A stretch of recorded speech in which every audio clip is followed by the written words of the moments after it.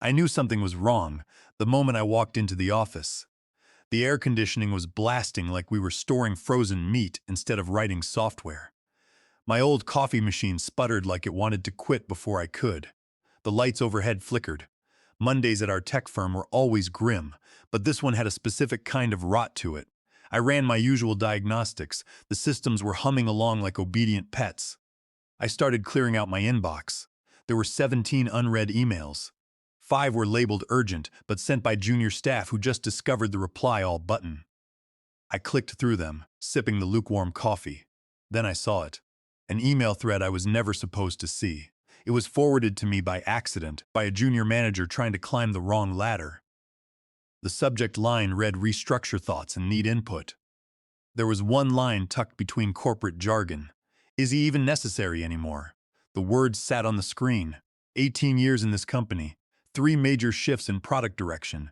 2 acquisitions, 1 bankruptcy scare. 7 chief executive officers. I survived every one of them with my head down and my output up. But that line was the first spark in what was about to become a massive fire.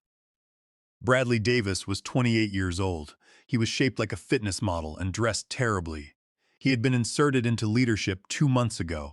He was parachuted in straight from a failed finance startup and a trust fund thick enough to survive his terrible decisions. Officially, he was Executive Vice President of Strategic Transformation. Unofficially, he was the reason 3 good engineers quit. Our team chat turned into a complaints channel that morning. He had already canceled 3 of my meetings. He did not even bother with an explanation. He just wiped them off the calendar. He reassigned my senior team lead, Sarah Jenkins, to support marketing initiatives. I asked him what was going on. No reply. I was not new to this game. I had worked under all kinds of terrible managers. I survived them all. But Bradley had this bizarre cartoon villain energy. He smiled too wide. He talked too loud. He used words like disruption constantly. Worse, he thought he was clever. I remember standing at the coffee machine around 9 in the morning. I was staring out over the open floor. The engineers were heads down. They were pretending not to notice the chaos. Human resources executives were hiding behind frosted glass. Bradley was in the corner office he did not earn. He was holding court with a whiteboard and 2 junior staffers who nodded constantly. Sarah Jenkins walked by looking extremely pale. She was clutching a thick envelope. Her eyes locked with mine for just a second. She did not speak. She just gave the slightest shake of her head and kept walking. That was when I knew this was not normal corporate movement. This was a purge. I was next. The email, the canceled meetings, the reassignment, those were just warm-ups. Bradley was not just flexing his authority, he was trying to erase me. It was not going to go the way he thought. I walked back to my desk. I was completely calm. I did not throw a fit. I did not cry. I opened my secure encrypted folder. Inside was a single document. It was digitally notarized, signed, timestamped, and long forgotten by everyone but me. Exhibit E. Clause 9C. It was buried deep inside my intellectual property agreement from 10 years ago. The last time the company tried to get rid of me, I made sure it would never happen again. Bradley just lit the fuse. I should have known he would do it in front of a crowd. Bradley did not know how to operate unless someone was watching. He preferred someone younger and willing to laugh at his terrible jokes. The weekly department meeting was usually incredibly dull. People zoned out. They checked messages secretly. They muted their microphones. Today, everyone was highly attentive.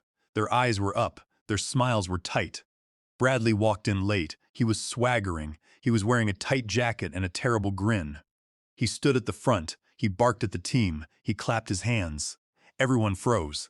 Not because of his words, but because of his tone. It was the tone that usually precedes mass layoffs. He scrolled through his tablet with dramatic flair. He looked straight at me. He locked eyes with me. He said this would be quick. He tapped the screen. He said some changes were happening. He stepped forward. His voice dropped. He said my name, John Miller. A murmur rippled through the room. Your paycheck is a courtesy, he said. He paused to flash a smug smirk, and my courtesy just expired. There was no warning. There was no human resources representative. There was no performance review. He delivered the words with extreme arrogance. The silence after that was massive. I closed my laptop. I did not say a word. I did not look at the others. I knew their faces already. They were shocked and horrified. I stood up slowly. I smoothed my jacket. I tucked my laptop under my arm. Bradley kept grinning. He thought I might cry. He thought I might plead for my job. That was the performance he expected. I did not give him the satisfaction. I just walked out of that glass conference room. I walked past the potted plant I had kept alive for 3 years. I walked past the interns who looked terrified. 10 years ago, our company was circling the drain hard. We were 3 months out from payroll failure. A major acquisition deal had just imploded. The boardroom smelled like desperation. Some investors from another firm were sniffing around the edges. They did not want to buy us. They thought they could scrape off some patents like meat from a bone. The vultures moved in. Consultants, crisis managers, and lawyers who charged incredible hourly rates arrived to rearrange things while the ship sank. In the middle of that chaos, I was the one person who actually built something worth keeping. The adaptive logic core was my absolute obsession. It was an algorithmic framework so efficient it practically rewrote its own instruction sets to match hardware strain in real time. It was the kind of thing that would have gotten me hired by top defense contractors if I had ever gone public about it. I did not. I kept it inside the company firewall. I did not love the company. I loved my team. We stayed late tweaking thermal curves and soldering prototypes while eating cheap noodles out of plastic cups. When a new deal came through, the company was bought by a holding company fronting as a disruptive data logistics firm. Everyone had to sign revised contracts. Human resources claimed it was standard boilerplate stuff. There were new intellectual property ownership clauses. There were updated equity schedules. Non-disclosure agreements were extremely thick and completely boring. I did not sign their standard template. I brought my own. Exhibit E, Clause 9C. This was my insurance policy. It stated clearly that any intellectual property authored, co-authored, or architected by me would revert to my personal limited liability company in the event I was terminated without documented, board-reviewed cause and not paid in full within 24 hours of said termination. I had the clause reviewed multiple times. I buried it under 6 layers of dense legal terminology. I even had it signed off by the chief technology officer at the time. He was too distracted by startup funding to notice the massive trapdoor I had left wide open. I filed it, I stamped it, I archived it. Then I waited. I was like a doomsday prepper with a single key to a massive vault. On that Monday afternoon, standing in front of my locker with Bradley's smug echo still ringing in my ears, I turned the key. I took my laptop to my car. I connected to my mobile network. I logged into my secure cloud storage. Within seconds, I opened the trigger document. It was digitally notarized. It was sealed with my biometric token. It was timestamped to the minute. I clicked execute. I watched the script run. 3 things happened instantly. First, a legal notice of reversion request was filed with the Patent Office. It cited contractual terms under my personal limited liability company. Second, an encrypted message was sent to our legal department via a private third-party service. It notified them of potential intellectual property reassignment pending verification. Third, a countdown timer began. It was hosted on a remote secure record tracking the 24-hour window with immutable timestamps. To the average onlooker, I was just a former employee. I was fired and forgotten. I was probably supposed to be updating my resume. In reality, I was 23 hours and 58 minutes away from owning their entire kingdom. The adaptive logic core was not just some code. It was the cornerstone of every contract the executives had dangled in front of their investors. It powered their flagship artificial intelligence product. It was licensed provisionally to 3 major telecom giants and 1 defense contractor. Without it, the company was absolutely nothing. I leaned back in my driver's seat. I watched the sun start to dip behind the parking structure. I took a very deep breath. There was no anger anymore. There was no panic. There was just the calm that comes when you know a massive storm is about to hit. The storm was not coming for me. It was coming for the people who thought they could play with people's lives and fire the main software architect. The next morning, Bradley strutted into the office. He acted like he had just conquered the world. He brought expensive champagne. There were 2 bottles. One was for his desk. The other was for his social media posts. The caption under his post read, "Making bold moves and out with the old things." The post got dozens of likes in the first hour. They were mostly from people too junior to say no and too terrified to post anything real. Bradley stood by the espresso machine. He was holding court with the vice president of marketing. He was bragging about streamlining legacy systems and removing inertia. I guess I was the inertia. My phone lit up with a few texts from coworkers who had not seen it coming. Sarah Jenkins messaged me. She asked what happened. Another developer said Bradley was out of his mind. Linda Thompson from legal sent a message asking me to call her off the record. I did not reply to any of them. I appreciated them. But this was not the moment for back-channel grieving or whispered sympathy. The machine had already been set in motion. I had to stay silent. I had to watch the collapse unfold with the stillness of a ticking clock. Across town in a glass tower dressed up as a massive law firm, the buyer's legal team was deep in diligence review. The acquisition was scheduled to close that Thursday. It was just 2 days out. Wednesday morning started like every other emergency disguised as a regular workday. Alarm bells were muffled by calendar invites. Coffee machines produced terrible drinks. The internal messaging channels hummed with passive-aggressive anxiety. Except this time, there was a problem no one could fix with a quick message. The chief technology officer, Stephen Reynolds, was a sharp guy when he was not trying to appease Bradley. He sat hunched over his terminal in the server monitoring room. He was rubbing his temples like he could massage a solution out of his own skull. The core was not responding. Specifically, the adaptive logic framework had triggered a secure lockdown mode that had not been accessed in almost a decade. They attempted credentials, they utilized old keys, they tested archive tokens, nothing worked at all. Stephen turned to the operations lead. He demanded they apply my backup key. We do not have it, the lead replied. Stephen frowned. He told them to check my encrypted vault. Maybe I left an access map. The operations lead just stared at him.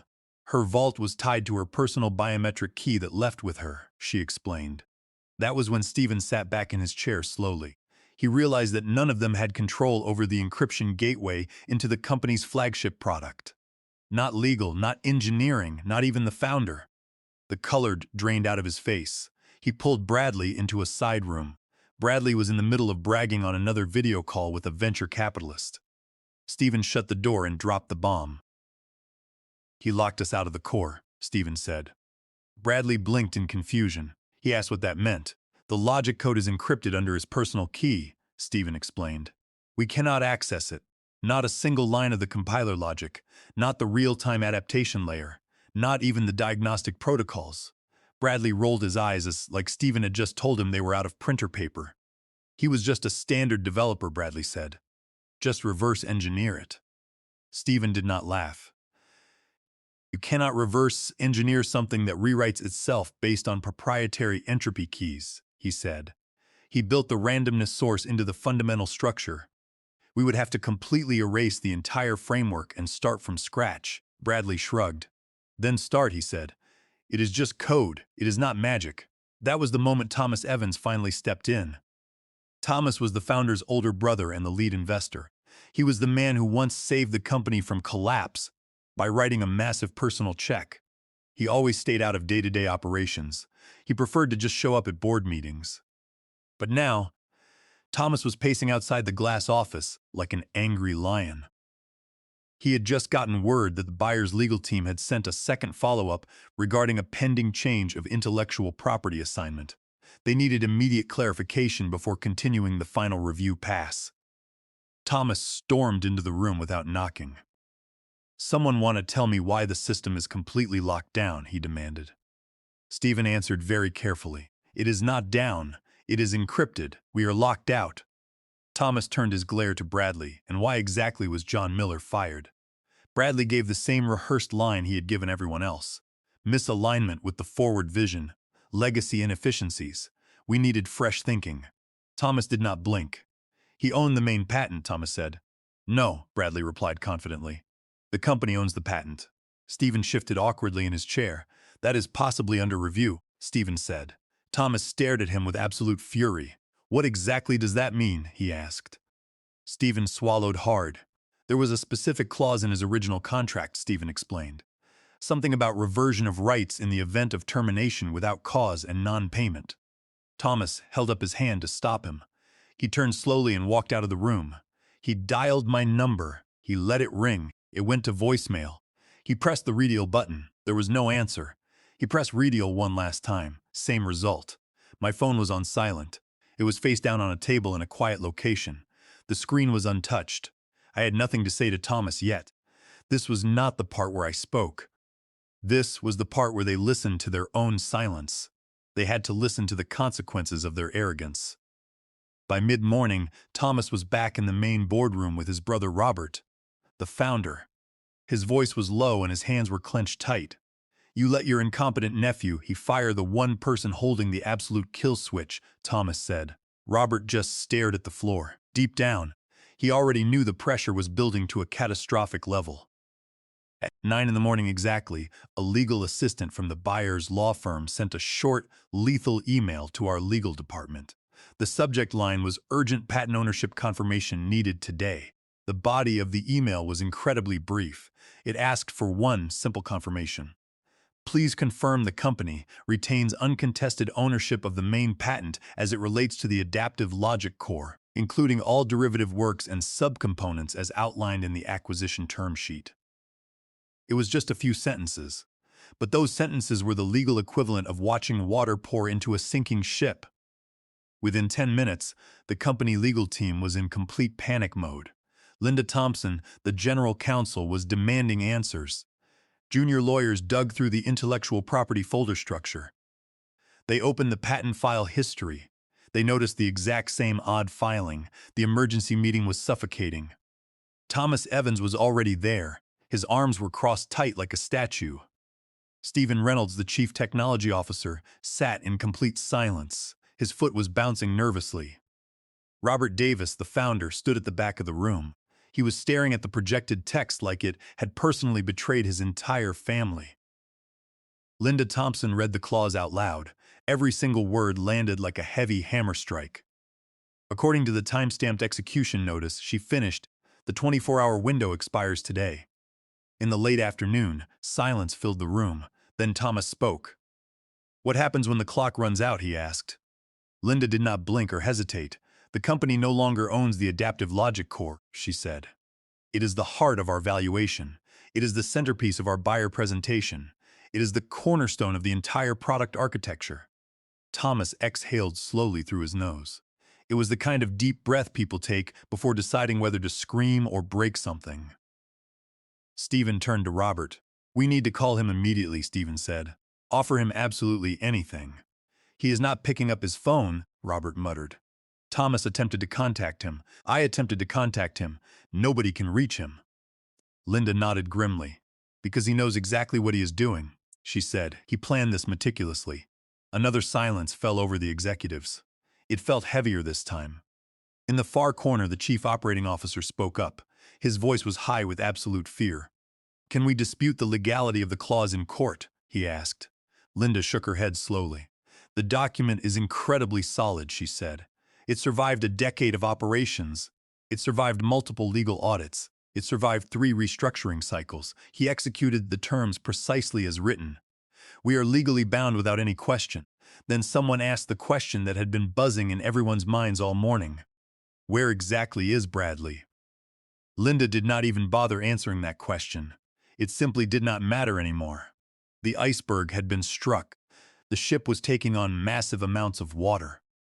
At noon, the structural integrity of their denial finally cracked. Once the whispered rumors started spreading through the office, Thomas Evans abandoned all remaining professionalism. He stormed into his brother's office like a man who just discovered his entire fortune was a massive lie wrapped in terrible nepotism. "You knew," Thomas barked. He slammed the door hard enough to rattle the glass frames. "You knew he held the critical keys. Why did you not stop your nephew?" Robert Davis looked completely defeated. He lifted his heavy head from his hands. "I did not think he would actually execute the clause," Robert muttered softly. "I thought he was just bluffing to keep his position." Thomas stared at him in sheer disbelief. He stepped forward aggressively. "He was with this company for 18 incredibly long years," Thomas said. "He built the main engine, Robert. The code. The patents, the core infrastructure. You think someone with that level of meticulous detail just bluffs. Robert opened his mouth to speak, but nothing came out. He finally managed a whisper. Bradley told me it was fine. Thomas let out a sharp, humorless laugh. Your idiot nephew thinks he is a business genius because he read a management book once, Thomas said. He is out playing in the woods while the company is losing hundreds of millions of dollars in equity. You let him fire the only software engineer who held the actual blueprint to our entire enterprise. Robert finally stood up from his expensive chair. Do not put this entirely on me, he said defensively. He never explicitly reminded us about the clause. He could have said something during the termination meeting. Thomas glared at him. That legally binding contract was him saying something, Thomas replied coldly. You just refused to pay attention. In the early afternoon, Robert called my number again. I let it go straight to voicemail. I was sitting at a quiet cafe near a small regional airport. My travel bag was light. I had my backup laptop and a leather notebook. I was heading somewhere far away from corporate boardrooms and arrogant executives. The afternoon sun spilled through the large windows. I did not check social media. I did not scroll through the massive pile of unread messages. There were dozens of voicemails from unknown numbers. I just sipped my excellent coffee and enjoyed the profound silence. Eventually, I opened my laptop one last time. I typed out a very short final message. The subject line was Intellectual Property Clause Executed. I sent it directly to the legal department, to Robert, and copied Thomas. The body of the message was extremely precise. Clause 9C executed. As of this afternoon, all rights to the adaptive logic core and associated systems have reverted to my personal limited liability company. Please direct all further communication to my legal counsel whose information is attached. Regards, John Miller. I clicked the send button. I watched the progress bar complete. I closed the laptop. I tucked it safely into my bag. I powered off my phone completely. I did not need to see what happened next. Back at the office, they were watching every single minute drain away. Linda had already canceled the buyer's afternoon walkthrough. The board of directors was convening an absolute emergency session. Bradley's phone was finally ringing out in the wilderness retreat. Nobody knew if he would answer. Nobody knew if he would even comprehend the magnitude of the disaster he had caused. It was no longer just about a forgotten contract clause. At exactly 3 in the afternoon, the buyer's legal team arrived. There were 2 senior partners and 1 junior associate. Their faces were completely blank. They wore dark suits and carried crisp briefcases, humming with quiet, calculated doom. There were no friendly smiles. There was no standard small talk. There was no normal handshake, parade that usually precedes a $350 million acquisition. They just offered cold nods and prepared their paper documents. Robert Davis stood up as they entered the grand boardroom, but he did not say a single word. Linda Thompson offered a very tight smile that clearly did not reach her eyes. Thomas Evans was already seated at the massive table. His arms were folded so tightly across his chest, you would think he was restraining himself from throwing a heavy chair. Everyone took their assigned seats. Then came the absolute moment of truth. It was the beginning of the end. One of the lawyers, Michael Harris, possessed a voice like ice breaking on glass. He opened a sleek leather folder. He pulled out a single printed sheet of paper. He slid it across the long oak table directly toward Robert. There was no polite preamble. There was no confusing legal jargon. He delivered just one devastating sentence. This document indicates the core system no longer belongs to your company, Michael said. Robert blinked rapidly. He swallowed hard. He reached out slowly, like the paper might physically burn his fingers. The other executives leaned in close. The chief operating officer, the head of product, and the external compliance officer all stared at the document. Bradley's father, Richard, was seated 2 chairs down. He had shown up late, smelling of strong anxiety and whatever liquor he thought passed for confidence. At the words "no longer belongs," Richard's entire face drained of all color. Robert's lips moved silently as he read the text. He barely whispered the specific words aloud. Clause 9C, termination without cause, 24 hours, reversion of all intellectual property, authored by John Miller, effective late this afternoon. He looked up very slowly. Linda leaned forward, her voice almost pleading. There must be some alternative arrangement we can offer, she said. Some form of licensing or temporary agreement. Michael Harris cut her off immediately. We will not proceed until absolute ownership is legally resolved, Michael stated firmly. As of right now, there is a severe legal conflict regarding your most valuable asset. You are attempting to sell a product framework that you legally no longer own. Richard sat back heavily in his expensive ergonomic chair like he had just been punched extremely hard in the ribs. He turned to Robert, his voice thin and raspy. "You knew about this contract clause?" Richard asked. Robert shook his head very slowly. "I truly thought he would not go through with it," Robert replied quietly. Thomas, who had been completely silent until this exact moment, leaned forward aggressively. "You let your incredibly stupid nephew destroy a $350 million deal in a single day," Thomas said with venom. That was the pivotal moment. The atmosphere in the room completely changed. Nobody dared to breathe. Nobody dared to move a muscle. Even the overhead lights seemed to dim slightly under the crushing weight of the situation. Linda's hands were visibly shaking on the table. The chief operating officer stared straight ahead with glassy eyes, acting as if he could manifest a time machine by sheer willpower alone. The junior associate from the buyer's team discreetly slid her laptop closed. She looked like she had just witnessed a corporate funeral. Bradley was still completely unreachable. He was last seen in a social media video posted by an intern. He was shirtless, laughing, and holding a foam axe with a caption about leadership and unplugging. Thomas tapped the oak table exactly twice. The sound was quiet but terribly final. Robert read the clause one more time as if the printed words might magically change under extreme pressure. Then he whispered so quietly that half the room almost missed it. Good Lord! And that was absolutely it. The moment their empire fully crumbled. There was no loud yelling. There were no fists slamming on the table. It was just the kind of heavy silence that follows a massive explosion. It was the crushing realization that nothing would ever be the same again. Outside the glass walls, the clock continued to tick. There were only 14 minutes left. By late afternoon, the massive deal was completely dead. It did not happen in some dramatic, table-flipping, cinematic way. There was no screaming. There were no thrown coffee mugs. It was simply a quiet, highly coordinated withdrawal by the buyer's legal team. A senior partner leaned in and whispered something discreet to Michael. Michael stood up, nodded exactly once, and closed his leather folder with the care you would use to shut a heavy coffin lid. "We are going to officially pause this process," Michael said. His tone was perfectly even but absolutely final. "This is pending total resolution of your intellectual property situation. If clear rights are not established within the next 48 hours, we will consider the acquisition offer withdrawn entirely." Thomas did not say a single word.